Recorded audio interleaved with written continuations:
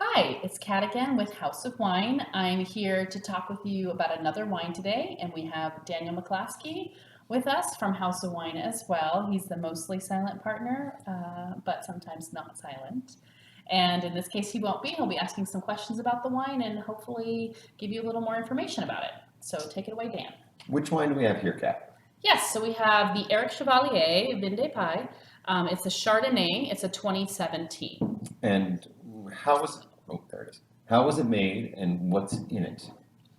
Yeah, so it's made from the producer Eric Chevalier is we're on first name basis, but is a fourth generation producer, and these vines are between 10 and 15 years old. Chardonnay isn't really the most common variety in the Loire Valley, but it is something that it's an international grape that you will find throughout the world. So there is some planted.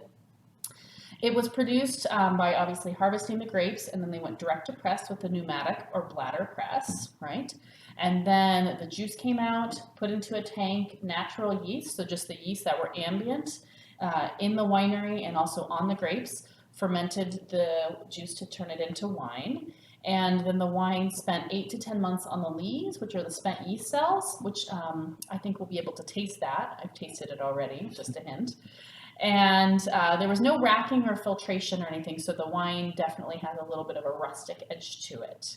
And it hasn't seen any oak or any malolactic secondary fermentation, which is, you definitely find that in Chardonnays. This would be an unoaked style, but it's not going to be the big, buttery, oaky kind of traditional wines of certain regions like Napa.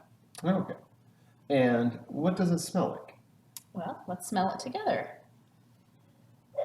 So to me, it definitely has a yellow apple note to it, and even a bit of green apple as well. And their citrus, I would say lemon in particular. And yep, that's really where I get that. It's a pretty fresh wine. It's not very tropical in nature, very warm.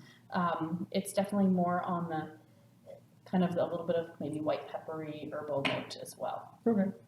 Can I drink it? Yes, you can. Let's taste it.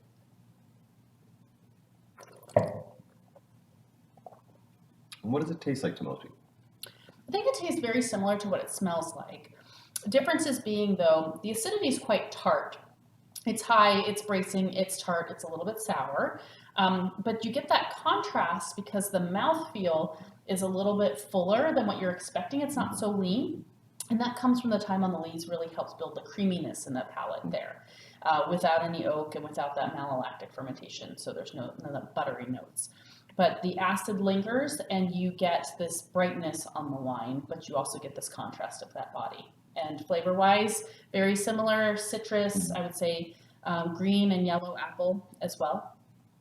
And what would you pair this with, or when would you typically drink this?